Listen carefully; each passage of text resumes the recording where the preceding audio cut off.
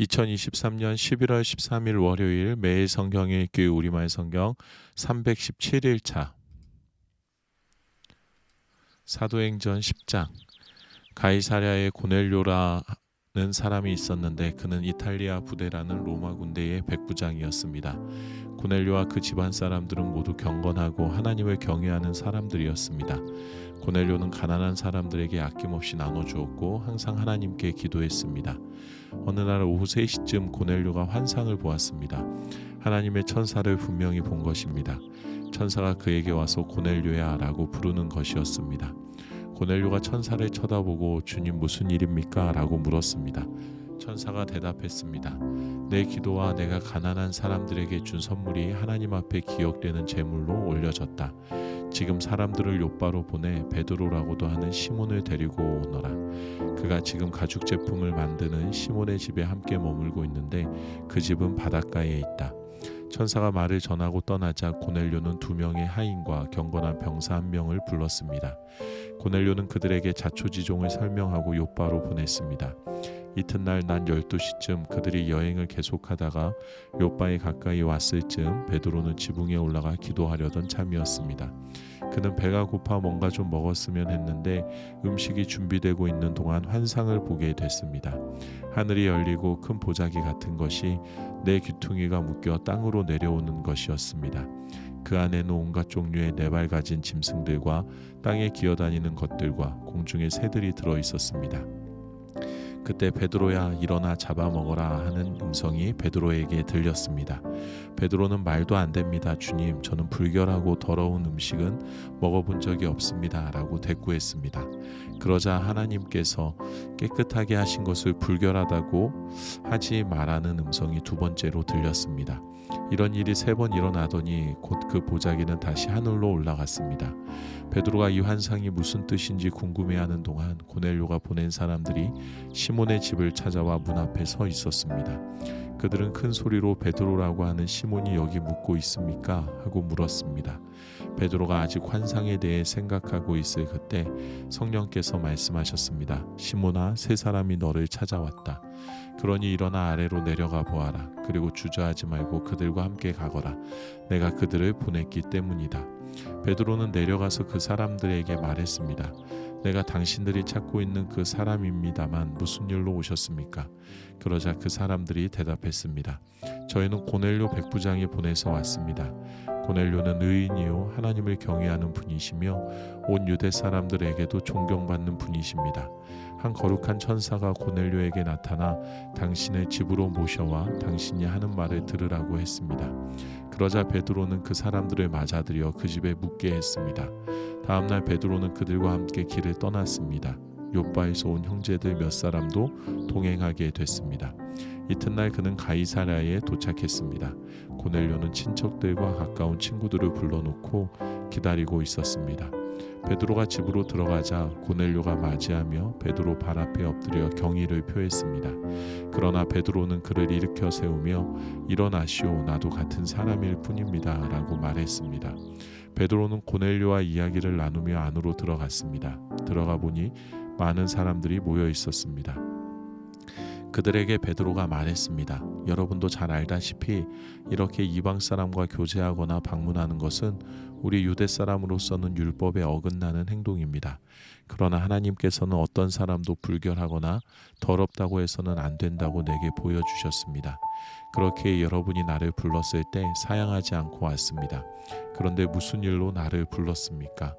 고넬료가 대답했습니다. 4일 전 바로 이 시간 오후 3시쯤에 내가 집에서 기도를 하는데 갑자기 빛나는 옷을 입은 한 사람이 내 앞에 서서 고넬료야, 하나님께서 내 기도를 들으셨고 내가 가난한 사람들에게 베푼 것을 기억하고 계신다.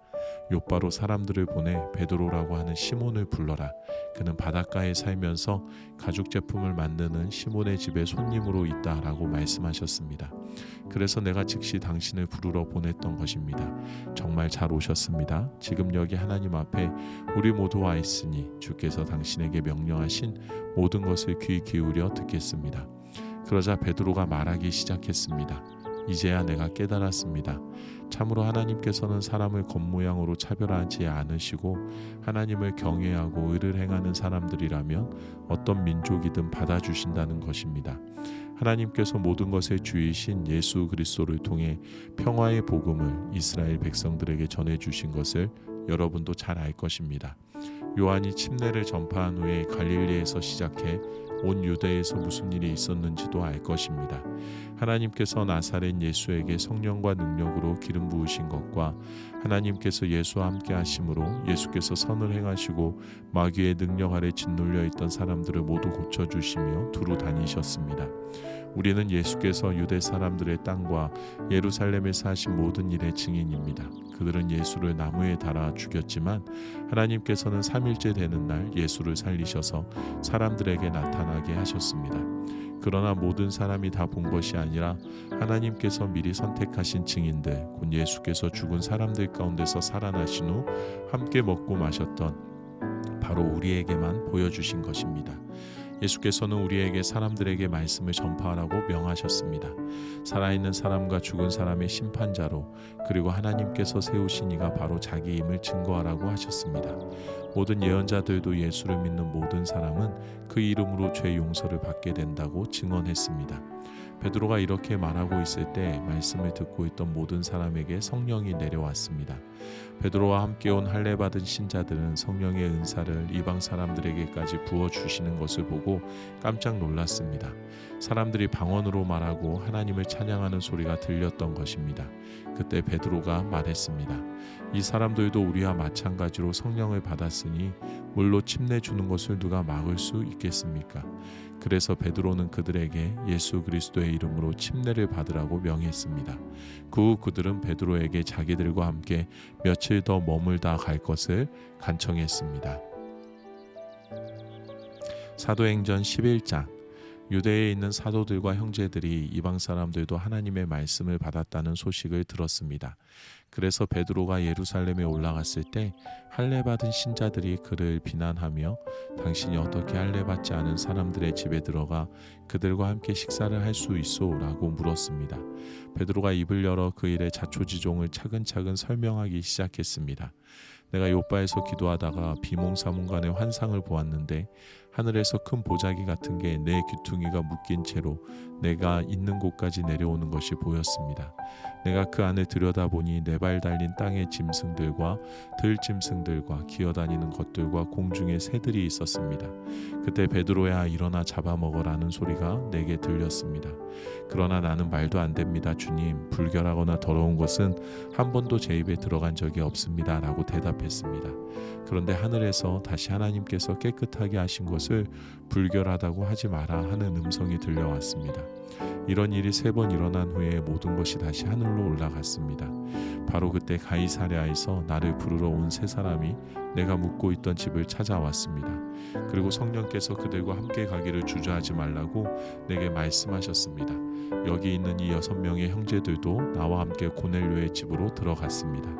고넬료는 자기 집에 천사가 나타나서 욥바의 사람을 보내 베드로라 하는 시몬을 찾아라. 그가 너와 내 온 집을 구원할 말씀을 가져올 것이다 라고 한 이야기를 우리에게 전해 주었습니다. 내가 말을 시작하자 성령이 처음 우리에게 내려오신 것처럼 그들에게도 내려오셨습니다. 그때 나는 요한은 물로 침례를 주었지만 너희는 성령으로 침례를 받을 것이다 라고 하신 주의 말씀이 생각났습니다. 그러니 하나님께서 주 예수 그리스도를 믿는 우리에게 주신 바로 그 선물을 그들에게도 주셨는데 내가 누구라고 감히 하나님을 반대할 수 있겠습니까? 그들은 이 말을 듣고 더 이상 할 말이 없었습니다. 그들은 하나님을 찬양하며 그렇다면 하나님께서 이방 사람들에게도 생명 얻는 회개를 허락하신 것이군요 라고 말했습니다. 그 무렵 스데반의 일로 인해 핍박을 받아 뿔뿔이 흩어진 사람들은 페니키아, 키프로스 그리고 안디옥까지 건너가 유대 사람들에게만 말씀을 전하고 있었습니다. 그런데 그 가운데 키프로스와 구레네 출신인 몇 사람은 안디옥으로 들어가 그리스 사람들에게도 주 예수의 복음을 전하기 시작했습니다.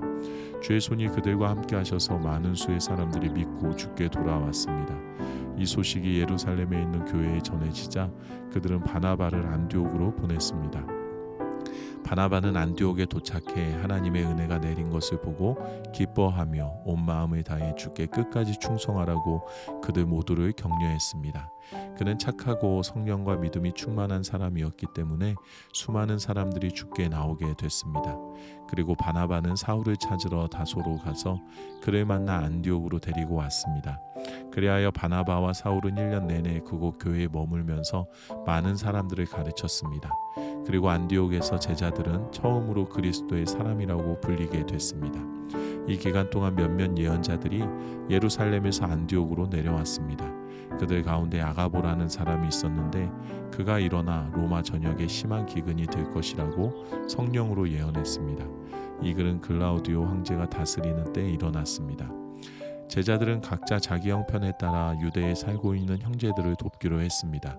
그들은 이렇게 해서 모은 헌금을 바나바와 사울 편으로 예루살렘 교회 장로들에게 보냈습니다. 사도행전 12장. 그 무렵 헤롯 왕이 교회를 박해하려고 교회에 속한 몇몇 사람들을 체포했습니다. 헤롯은 먼저 요한의 형제 야고보를 칼로 죽였습니다. 이 일을 유대 사람들이 기뻐하는 것을 본 헤롯은 이어 베드로도 잡아들였습니다. 이때는 무교절 기간이었습니다. 그는 베드로를 잡아 감옥에 가두고 교인들을 4명씩 한 조를 지어서 4조가 지키도록 했습니다. 헤롯은 유월절이 지나면 그를 백성들 앞에 끌어내 공개적으로 재판할 생각이었습니다. 이렇게 베드로는 감옥에 갇혔고 교회는 그를 위해 하나님께 간절히 기도했습니다. 헤롯이 베드로를 재판장으로 끌어내려고 하던 전날 밤 베드로는 2개의 쇠사슬에 묶인 채 2명의 군인들 사이에서 잠들어 있었고 경비병들이 감옥 문을 지키고 서 있었습니다. 그런데 갑자기 주의 천사가 나타나더니 감방의 빛이 환하게 비치는 것이었습니다. 그가 베드로의 옆구리를 찔러 깨우며 어서 일어나거라 하고 말했습니다. 그러자 베드로의 손목에 매여 있던 쇠사슬이 풀렸습니다. 그때 천사가 베드로에게 허리띠를 메고 신을 신어라 하고 말하자 베드로는 그렇게 했습니다.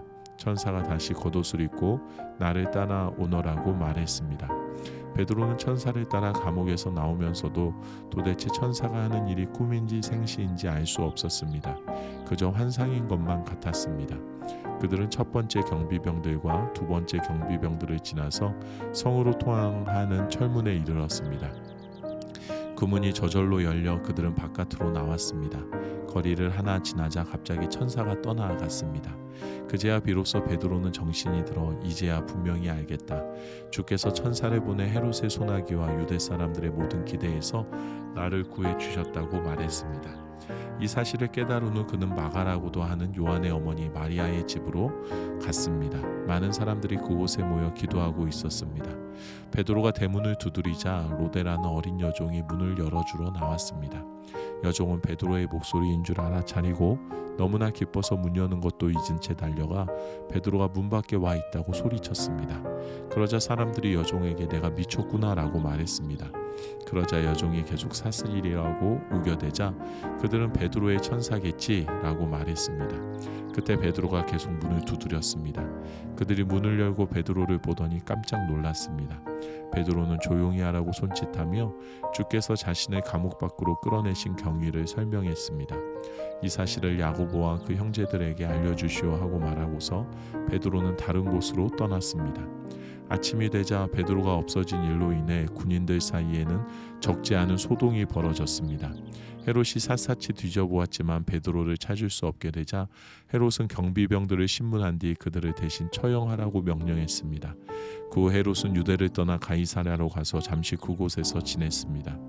당시 헤롯은 두로와 시돈 사람들을 못마땅하게 여기고 있었습니다. 그래서 그들은 무리를 지어 헤롯에게 와서 왕의 시종 블라스도를 설득해 화친을 요청했습니다. 이것은 자기들이 헤롯 왕의 영토에서 나는 양식을 공급받고 있기 때문이었습니다. 약속한 날에 헤롯은 왕의 의복을 갖춰 입고 왕자에 앉아 사람들에게 연설을 했습니다. 그러자 사람들은 이것은 신의 음성이지 사람의 음성이 아니다라고 외쳤습니다. 그런데 헤롯이 하나님께 영광을 돌리지 않았기 때문에 주의 천사가 즉시 헤롯을 내리쳐서 그는 벌레에 먹혀 죽고 말았습니다. 그러나 하나님의 말씀을 점점 널리 퍼져서 믿는 사람들이 더욱 늘어나게 됐습니다.